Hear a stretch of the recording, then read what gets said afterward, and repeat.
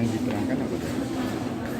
Ya sesuai bidang ilmuwan yang coba saya tekuni saja, yaitu tentang psikologi forensik, baik itu terkait dengan terduga korban, terduga pelaku, dan saksi.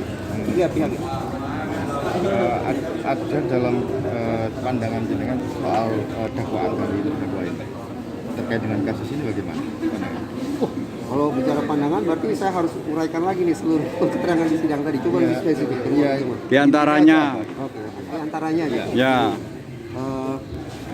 Ada perbedaan antara penyikapan hukum dengan penyikapan psikologi forensik terkait kualitas keterangan saksi. Kalau di dalam hukum misalnya, kesaksian mata atau keterangan saksi itu sangat penting. Salah satu alat bukti yang sangat diandalkan adalah keterangan saksi. Itu dari sudut pandang hukum. Tapi psikologi forensik justru menyanggah itu. Sampai-sampai psikologi forensik menyimpulkan bahwa secara umum barang yang paling merusak proses sidang, barang yang paling merusak proses penegakan hukum, barang yang paling merusak pengungkapan kebenaran itu justru keterangan saksi. Jadi sangat kontras, sangat berbenturan. Saya percaya yang mana? Ya saya tentu saja konsekuensinya saya lebih percaya pada hasil riset psikologi forensik. Alhasil tadi saya tanda petik wanti-wanti di ruang sidang bahwa proses sidang yang terlalu proses penegakan hukum yang terlalu mengandalkan pada keterangan saksi, saya memilih untuk menaruh skeptisisme tingkat tinggi. Itu yang saya katakan. Oke. Saksi itu kan salah satu alat bukti. Ya, keterangan saksi. Ya, keterangan saksi adalah salah satu alat bukti. Kalau kemudian itu secara psikologis forensik dianggap tidak kuat. Apa yang seharusnya terjadi? Tidak terjadi, yang bisa terjadi, iya. Ya batal. Dakwaan tidak terbukti. Batal demi hukum. Kalau tidak demi hukum, ya baru. Batal demi hukum. Kenapa? Karena keterangan saksi sebagai alat bukti sudah disampaikan di sidang, tapi tidak berhasil meyakinkan majelis. Karena validitasnya sangat buruk.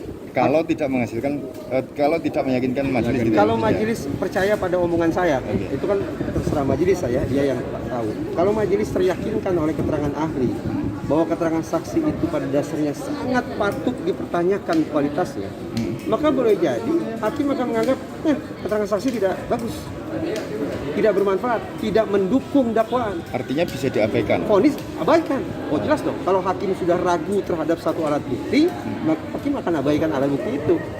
Gitu. Iya. Bagaimana mungkin hakim ragu terhadap satu alat bukti, tapi dia pakai? Itu kan tidak mungkin. Ya. Jika satu alat bukti ini dapat diabaikan, dapatkah alat bukti yang lain menggantikan? Baik, mari kita baca undang-undang TPKS ya. Sayangnya tidak dipakai. Dalam undang-undang TPKS ada satu pasal bahwa yang dibutuhkan dalam proses sidang itu apa? Hanya 3, sederhana sekali. Satu saksi atau korban. Itu saja. Satu saksi atau korban. 2, satu alat bukti lainnya. 3, keyakinan hakim. Sekarang pertama, tadi saya katakan keterangan saksi, berarti termasuk keterangan korban, itu validitasnya sangat-sangat meragukan. Satu ya, berarti udah tumbang satu. Keyakinan hakim tidak bisa kita pengaruhi lah. Berarti tinggal satu. Apa? Satu alat bukti lain. Hadirkan ke persidangan. Ada tidak? Bahwa sudah terjadi dakwaan itu, terjadi kejahatan seksual itu. Apa alat buktinya? Ada tidak? Kalau tidak ada, maaf kata. Hakim dengan berat hati mungkin berat hati harus mengatakan ini tidak terbukti. Tidak terbukti dakwaan karena keterangan saksinya rapuh, hakim tidak yakin, dan tidak ada alat bukti lain yang meyakinkan. Tidak bersalah. Visum misalnya, hasil visum misalnya. Visum adalah alat bukti lain. Ini silakan diajukan. Silakan ajukan. Nanti hakimnya akan timbang. Ini hasil visumnya meyakinkan atau tidak? Kalau hasil visumnya tidak karu-karuan, ini misalnya ya. Kalau hasil visumnya juga meragukan hakim, ya praktis 3 hal yang dibutuhkan sebagaimana tercantum dalam undang-undang TPKS tidak tersedia. Pak, apa artinya keterangan korban ini meragukan karena tidak diperkuat dengan keterangan saksi lain atau bagaimana? Bukan. Ya. Tanpa harus ada, kita bicara individu per individu. Bahwa pada dasarnya keterangan saksi, baik itu saksi A, saksi B, saksi C, dan seterusnya, baik itu pengakuan korban, apakah korbannya satu atau korbannya lain, secara umum psikologi forensik sudah sampai pada sebuah simpulan bahwa keterangan pengakuan yang mengandalkan daya ingat manusia itu rapuh serapuh-rapuhnya. Itu kata psikologi forensik. Kalau sementara kesimpulan menurut ahli kesaksian yang dihadirkan ini seperti apa? Saya tidak tahu. Saya tidak tahu pemeriksaan saksi-saksi yang lain. Saya Yang tidak tahu. visum-visum yang Saya tidak tahu juga. oh gitu Pak. Saya tidak tahu. Oke. Saya baru hadir kali ini saja. Tapi begini, teman-teman jangan salah kaprah. Pernyataan saya ini kan seperti kontra ya, tidak berpihak pada korban gitu. Seolah-olah tidak berpihak pada korban.